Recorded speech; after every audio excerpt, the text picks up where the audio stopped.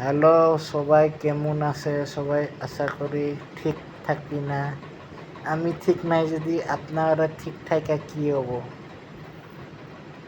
আমি খারাপ হলেটা আপনারা ঠিক থাকুন লাগে নাকি?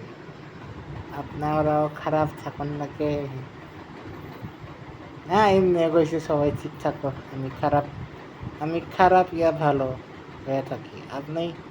আপনারা ঠিক থাকো। আমার লগে কি কথা?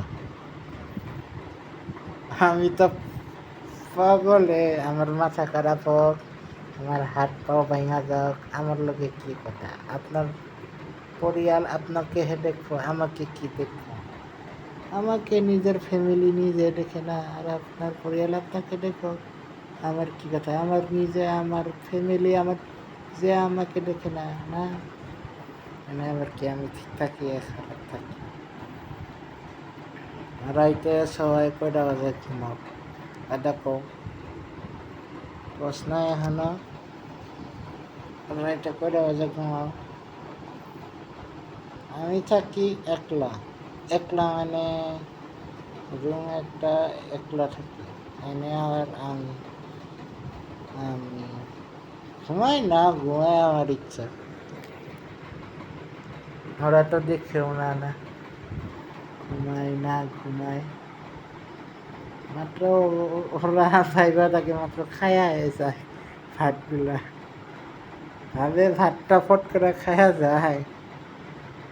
হ্যাঁ, আমার ফ্যামিলি আবার কি কমু, ফট করে খালিও দিকদার, দেরি করে খালিও দিকদার খাওয়ার। মাইনছে খাওয়াতে আমার খাওয়ার সময় হয়ে গেছে, খামু তো। ভাত খাওয়ার সময় হলো, চা খাওয়ার সময় হলো, যে সময় হলো খালাম।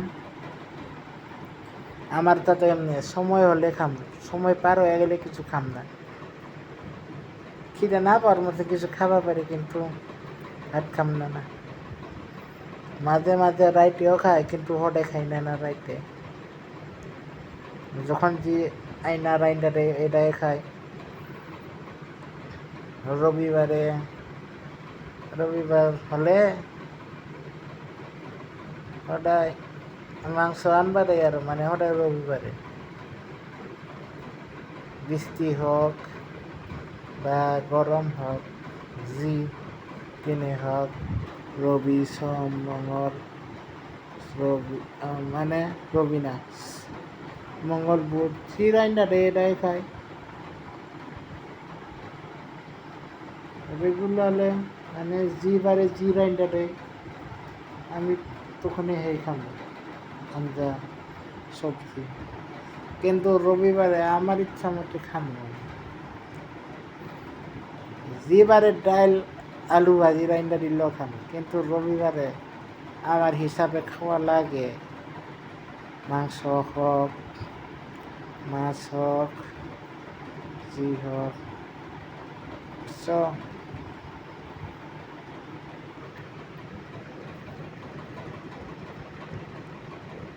রবিবারে দুপুরে যদি খাওয়া পাই না, ভাত খাওয়ার টাইমে রাইটের 12টা বাজায় হলেও ডিস্টার্ব করি, পুরি বানাবো।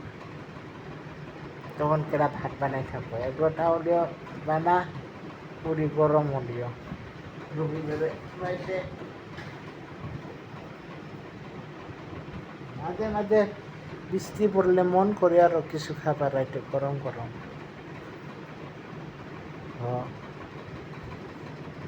পুরি বানাবে তাই, কিছু বানাবো তাই। আর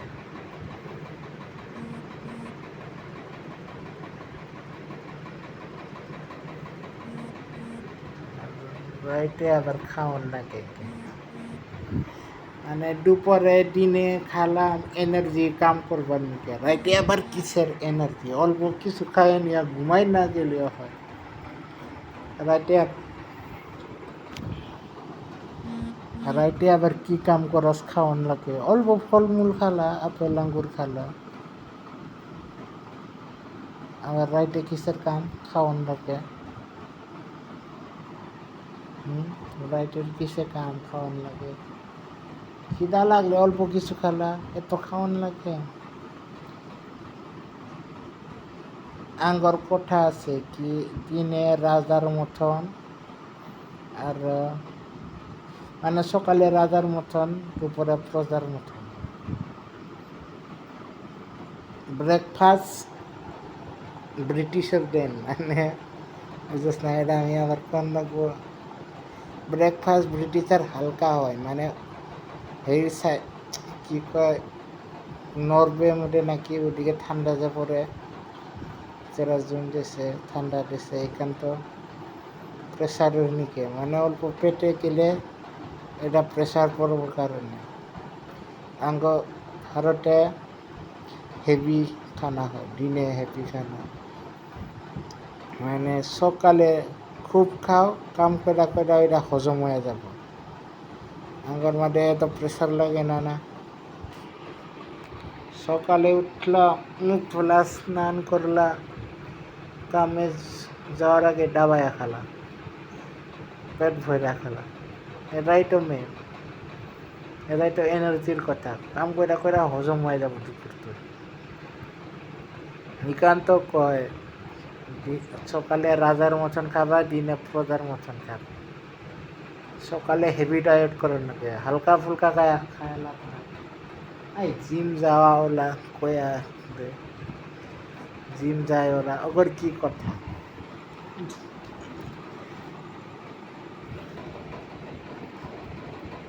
মানে কি কাম করা আর মজদুরি করা আর জিম করা আর ওনার কিছু হেরি সীমান্ত নাই, কিন্তু মিল নাই। জিম যাওয়ারা বড় বড় ডাম্বল উঠাবো, কিন্তু কাম ওরা গুলা সাইজ যেমনি হোক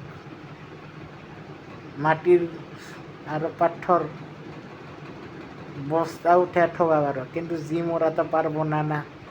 জিমে যাই মেশিন বড় বড় ডাম্বল উঠাবো, কিন্তু রিয়েলিটি ওইটাই অনেক জায়গায় ডাম্বল উঠাবো জিমে আরো বস্তার পরা মাটির বস্তা আর পাথরের বস্তা উঠাবা দিলে ওর লগে আপনার জিম যাওয়ার শক্তি আর কাম করার হেভি শক্তি এটা আলাদা।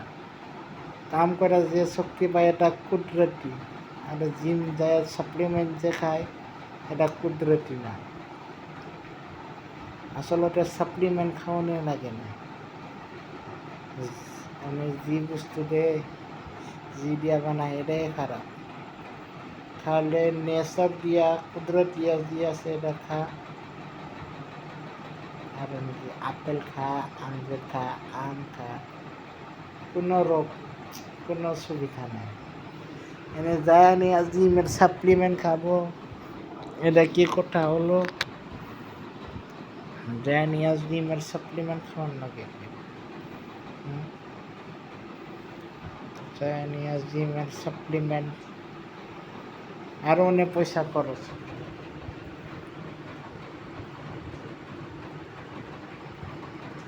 আমিও তো মোটা, আমার তো এত টেনশন নাই না।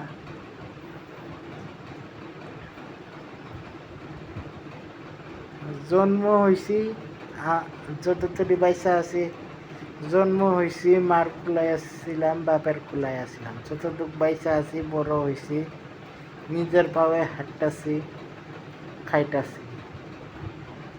মরা গেলে আরো 4 জন কান্ধা মধ্যে যাওয়ার লাগবে, উঠে নিয়ে যাবো ওর থিম উঠে, তাহলে বডি বানিয়ে কি লাভ? বডি বানিয়ে কি লাভ? এক না একদিন মরণে লাগবো, যে মরার পরে মানুষ উঠা 4 ঘন্টার মধ্যে উঠায় নিয়ে যাবো, তাইলে বডি বানিয়ে কি লাভ? হেলদি মানে কি বডি বানাবা? মোটা হলেও হেলদি হয়, খাওয়া দাওয়া দিয়া হেলদি হয়, শরীর দিয়া হেলদি হয় না। যার রোগ নাই, যার খাওয়া দাওয়া ঠিক, ওরাই হেলদি। মোটা পাতলা বডি দিয়া কথা না, শরীর দিয়া কথা নাই, এটা বুঝুন নাকি? কালো সাদা সাওলা দিয়া কথা নাই। ওরাই ছেলে মোটে দেখুন নাকি কেউ রং রূপ দেখুন না কেন, দেখুন নাকি কি ভালো পরিয়াল আর কোনো খারাপ অভ্যাস থাকে না, এটা দেখুন নাকি? আপনার মেয়েকে সুখে রাখতে পারবো না নাই, সুখে মানে পয়সা দিয়ে সুখ না, মানে সুখ দুঃখ মধ্যে কাছে থাকতে পারবো না নাই, এটা দেখুন না, এটা হেমে পয়সা দেওয়ার কথা নাই, রং রূপ দেওয়ার কথা না, রং রূপ দেওয়ার কথা আর পয়সা দেওয়ার কথা থাকলে তাইলে শিবরে কি পার্বতী পাইতো না না, শিব থাকে গুফায়, মহাপার্বতী মিলতো না, মহাদেব থাকে গুফায় আর পার্বতী থাকে মেহেলের রানী, তাহলে ওর মিলন হইতো না না, তাহলে কৃষ্ণ আর রাধা মিলতো, কৃষ্ণরে তো কালা কয়, মিলা না কালা কয়, তাইলে ওরা কি মিলতো না, সম্ভব হয় না না, রং রূপ পয়সা টাকা মেহেল এইগুলার কথা থাকতে তাহলে ভগবানের যদি মিলতো না না, গুফায় থাকা কই মহাদেব কই পার্বতী, তাহলে মহাদেব নিশা জাতীয় হতো পয়সার কথা যদি থাকতে, ভগবান মহাদেব আর পার্বতী মেহেলের রানী, হ্যাঁ বলুন এটা কি হলো।